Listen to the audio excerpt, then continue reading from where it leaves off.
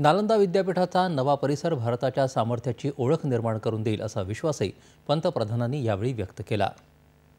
नालंदा विद्यापीठाच्या नव्या परिसराच्या उद्घाटन सोहळ्याला परराष्ट्र व्यवहार मंत्री डॉक्टर एस जयशंकर, बिहारचे राज्यपाल राजेंद्र आर्लेकर, मुख्यमंत्री नितीश कुमार, उपमुख्यमंत्री सम्राट चौधरी आणि विजय सिन्हा तसंच 17 देशांचे राजदूतही उपस्थित होते। नालंदा विद्यापीठ ज्ञान आणि बुद्धिमत्तेचं केंद्र राहिलं आहे असं सांगत उच्च शिक्षण क्षेत्रासाठी आजचा दिवस अत्यंत महत्त्वाचा आहे असं मत जयशंकर यांनी यावेळी व्यक्त केलं।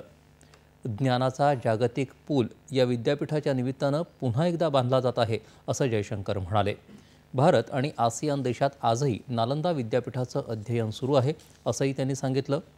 भूतकाळात ज्ञान केंद्र म्हणून नालंदा विद्यापीठाची ओळख होती असं सांगत या विद्यापीठाच्या पुनरुज्जीवन कार्याला पंतप्रधान नरेंद्र मोदी यांनी गती दिली असं नितीश कुमार यावेळी बोलताना म्हणाले।